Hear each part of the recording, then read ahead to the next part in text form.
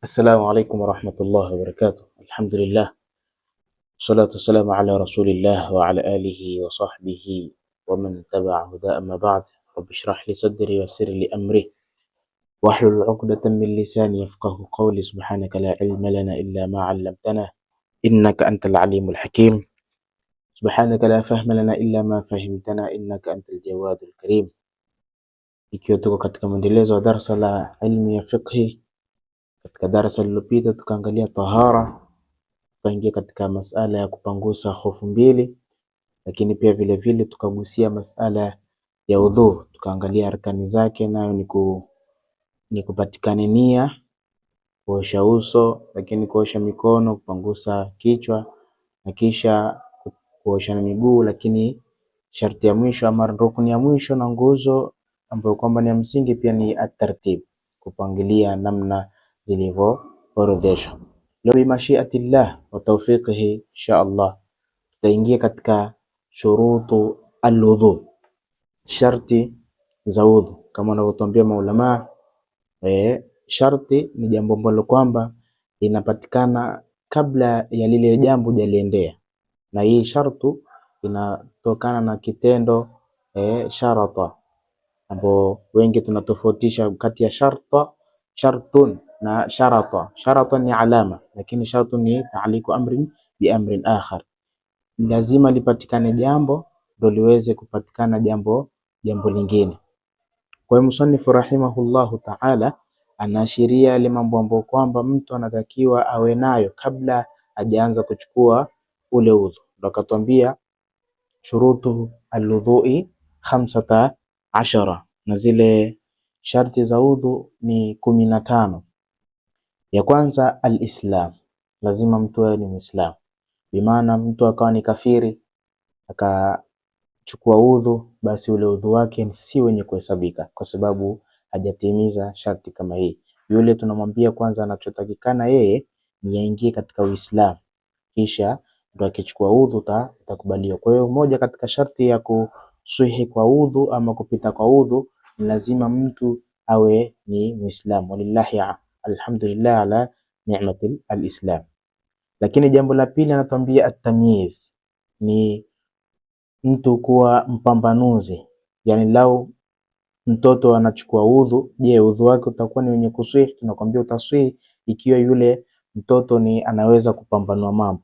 Utaweza vipi kufahamu kwamba mtoto anapambanua mambo ama ameshakuwa katika hadi ya kuweza kuelewa jambo? Basi maulama baadhi wengine akasema utamtambua ikiwa pale utakapokuwa unamzungumzisha ama unamuuliza maswali kisha anakujibu namna inavyotakikana, yani yale maswali unayomuuliza na kukupa majawabu ambayo kwamba ni sahihi, basi yule mtoto tunakwambia ni mumayyiz. Ama yule mtoto anafahamu kama alivyoashiria musannif rahimahullahu ta'ala, akasema huwa ayafham alkhitab, kwamba yule mtoto awe ni mwenye kufahamu yale unayomzungumzisha. Ama pia akasema wa yuraddu aljawab, kisha pia alete majawabu ambayo kwamba ni sahihi. Wengine wakasema ayakula wahdahu wa yashrabu wahdahu wa yastanji wahdahu wa huwa alahsan. Wengine wakasema ukitaka kumfahamu mtoto mumayyiz ni kwamba aweze kula peke yake ama aweze kunywa peke yake, ama kule chooni akienda basi aweze kuchamba peke yake. Na hii ndo kauli ambayo kwamba musannifu ama huyu mtunzi wa kitabu amesema ndo njia mzuri ya kumjua mtoto kwamba ni mumayyiz. Asema wengine wakasema yufarrika baina tamrati wal jamra, wengine wakasema aweze kutambua baina ya jiwe na tende. Wengine wakasema yufarrika baina yaminihi wa shimali, wengine wakasema afahamu baina ya kushoto kwake na kulia kwake.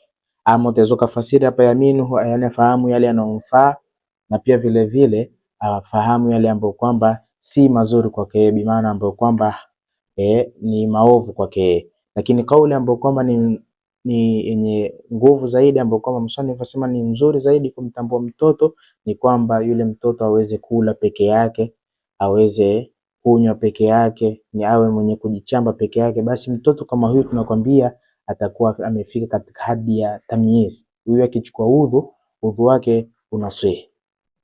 Sharti nyingine msanifu rahimahullah ta'ala anasema an-naqa'u min al-haidhi wan nifas, lakini yule mtu ikiwa ni mwanamke lazima awe ameepukana ama amesafishika kutokamana na hedhi na nifasi, yani awe ameshatoka katika hedhi, amesafishika katika hedhi ama ni nifasi. Hedhi tutakuja kuashiriwa darasa lake ni damu ya mwanamke, na pia vile vile nifasi ni katika damu za wanawake. Kwa hiyo mwanamke kama huyu lau akiwa katika hedhi akichukua hudhu, tunakwambia usulu wako hausii kwa sababu imekosekana sharti.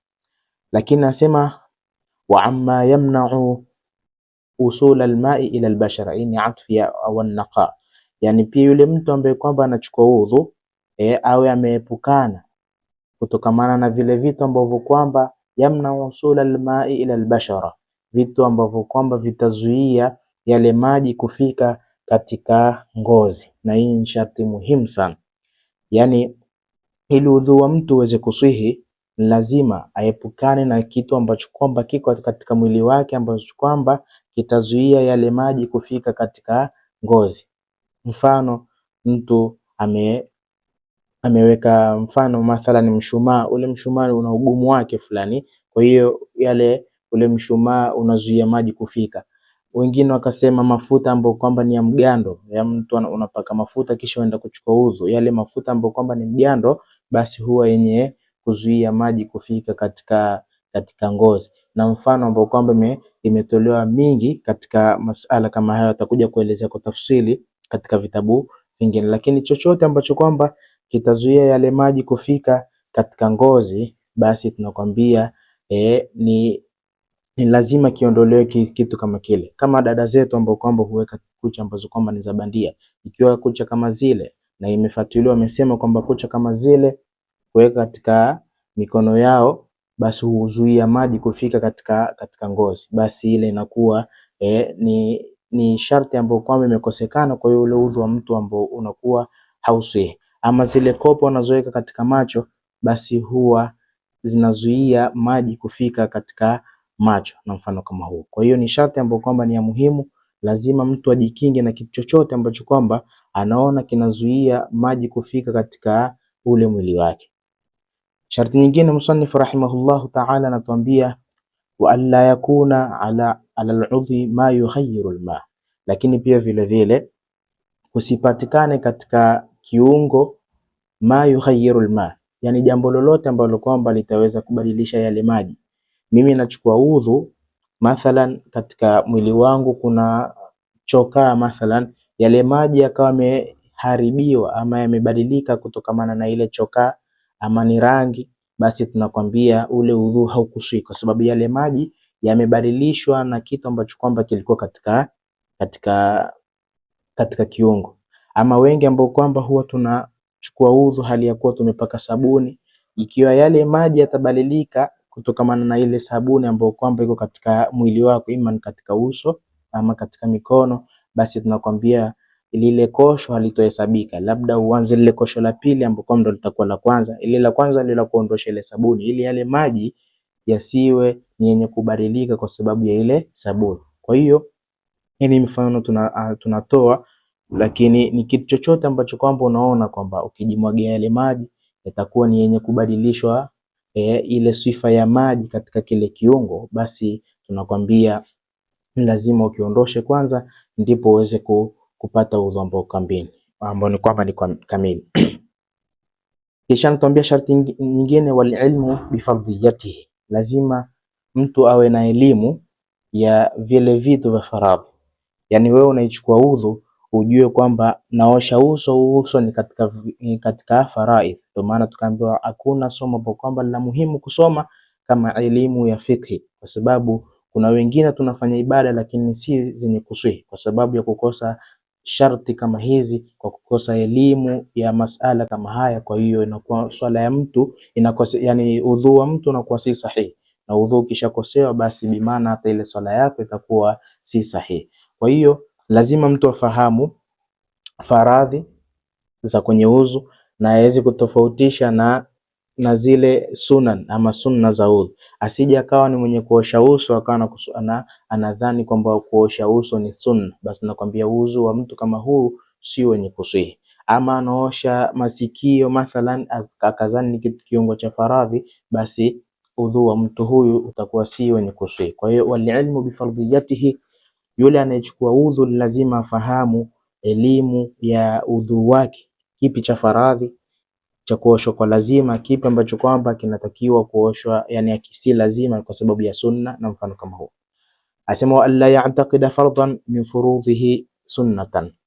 Jambo lingine lazima yule ambaye kwamba anachukua udhu alla ya'taqida, asitie itikadi ama asidhanie kwamba fardan min furudhihi sunna, kwamba katika moja ya viungo ambavyo kwamba tulivitaja vya faradhi ambao kwamba ni kuosha uso, kuosha mikono, kupangusa kichwa, kuosha miguu, hivi viungo lau ukadhania kwamba kimojawapo ni cha faradhi, ni cha sunna, basi tunakwambia pia udhu wako unakuwa si wenye kuswi, kwa sababu utakuwa umeitikadi jambo la faradhi ukalitia kama ni la sunna. Kwa hiyo tunaambiana kwamba masala ama viungo ambavyo kwamba vimetaja ni faradhi, lazima ujue kwamba hivi ni vya faradhi, na viungo ambavyo kwamba havijatajwa katika faradhi ambavyo kama ataelezea katika sunna, basi ujue uvitenganishe kwamba hapa ninapofika ninachoosha hichi ni cha sunna.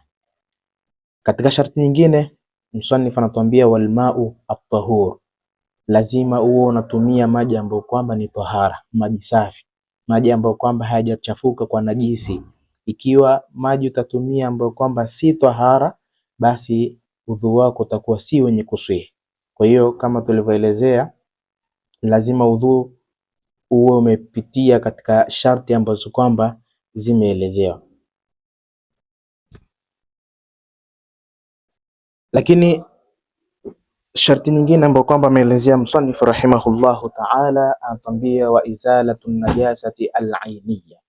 Moja katika sharti nyingine ya udhu ni lazima yule mtu kabla hajachukua udhu aondoshe izalatu najasati al-ainiyya, aondoshe ile najisi ambayo kwamba ni yenye kuonekana katika kiungo chake chenye kuchukuliwa udhu. Mfano, katika mkono wake kuna damu na ile damu anaiona, basi huruhusi kuchukua udhu mpaka ile damu uiondoshe, uisafishe na najisi zingine ambazo kwamba ni zenye kuhesabika katika najisi.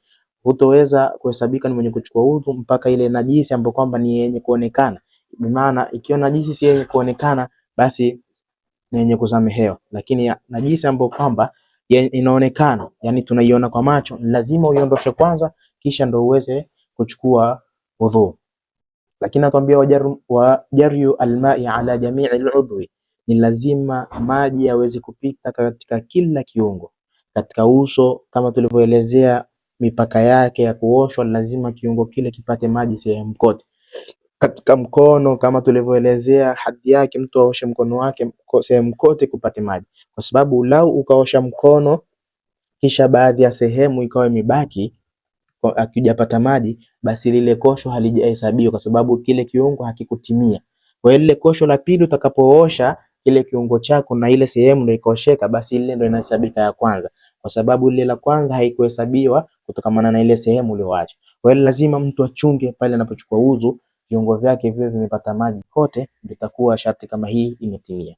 Lakini anatuambia watahaqququ almuqtadhi in bana alhalu, sharti nyingine lazima yule mwenye kuchukua udhu tahaqququl muqtadha in bana alhalu, yani awe na uhakika katika ule udhu wake ikiwa imemdhihirikia ile hali. Lau mtu amechukua udhu, ameshachukua udhu mathalan katika swala ya dhuhuri, amefika alasiri akapata mashaka, hivi mimi nimechukua udhu ama sijachukua udhu? Kwa hiyo ni lazima apate uhakika wa kitu ambacho kwamba alikifanya ili aende katika ibada akiwa na yakini, kwa sababu lau akiwa na mashaka kama hivi kisha ameswali ile swala yake ikamdhihirikia, ama kabla ya kuswali ikamdhihirikia kwamba hakuwa ni mwenye udhu, basi tunakwambia udhu wako haukuswi. Kwa hiyo lazima atahaqqaq, awe na uhakika ikiwa imemdhihirikia ile hali, je, nimechukua udhu ama sijachukua. Atuambia wadawamu niyati hukma, lakini sharti nyingine ya kusihi kwa udhu ni ile nia ambayo kwamba tuliinuia, ambayo kwamba iko moyoni, iwe inadumu na yule mwenye kuchukua udhu. Kwa hiyo bimaana wakati unaosha viungo vyako mpaka unamaliza, katika moyo wako uwe unania kwamba uko katika faradhi ya udhu. Usitokee kitu ambacho kwamba ni munafi kinyenye kusababisha ile nia ikakatika, na mifano mingine ambayo kwamba itaelezwa kwa tafsiri katika vitabu vingine. Anasema wa adamu ta'liqiha, lakini pia vile vile tusiweke kukosekane kuifungamanisha ile nia. Yani lau katia taaliki katika ile nia yako, tunakwambia pia udhu wako si wenye kuswih. Ukasema labda nawaitu faradha udhu insha Allah, nanuia kuchukua udhu lakini insha Allah. Ile insha Allah utakapokuwa umeileta umeifungamanisha ama umeingiza katika nia, hii haitakiwi. Unuie tu mujarrabu wa kunuia bila kuleta taaliki yoyote katika ile nia yako. Lakini wadukhuli alwaqti walmuwalatu lidaimi alhadath, hizi mbili zilizobaki hizi ni sharti hasa kwa huyu mtu ambaye kwamba anaitwa daimi alhadath. Daimi alhadath ni mtu ambaye kwamba hadathi yake ni daima yenye kuendelea. Mfano, kuna watu wameonjwa na mgonjwa ambao kwamba ni wasalisul baul, muda wote tu huweza akakojoa.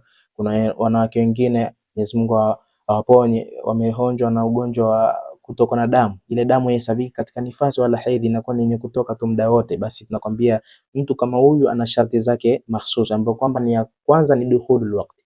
Mtu kama huyu hatoweza, haruhusiwi kuchukua udhu mpaka pale muda utakapokuwa umeingia. Haruhusiwi kuchukua udhu mpaka pale muda utakapokuwa umeingia. Lakini sharti nyingine hapo hapo lazima afuatanishe, kwa sababu kufuatanisha kwa sisi ambao kwamba ni wazima ni sunna. Yani kufuatanisha bi maana umeosha kiungo hichi, baada ya kumaliza tu ukaosha mikono na mfano huko ndo kufuatanisha. Kwa sababu waruhusiwa ukaosha uso ukakaa kama dakika 5 hivi, ama umpigiwa simu ukazungumza na mtu ikapita dakika. Sasa pale nakwambia ile imekosekana muwala, kufuatanisha, umetoka kiungo hicho ukaja hichi kwa dakika zile zile. Lakini huyu kwa mtu ambaye kwamba ni daim alhadathi, ni lazima kwake yeye ni lazima kupatikane kufuatanisha, kwa sababu yeye akipewa fasli huenda kabla hajamaliza kuchukua ule udhu akapatikana tena na hadath kutokana na ule ugonjwa wake. Haya ndo masharti ambayo kwamba maulama wameelezea katika kuswihi udhu wa mtu, ili ule udhu huo umepata sharti ambao kwamba zile sharti zikitimia, basi udhu wake unakuwa ni kamil. So katika udhu wa mtu, Allah subhanahu wa ta'ala atujalie min alladhina yastami'una alqawla fattabi'una ahsana. Wassalamu alaykum wa rahmatullahi wa barakatuh.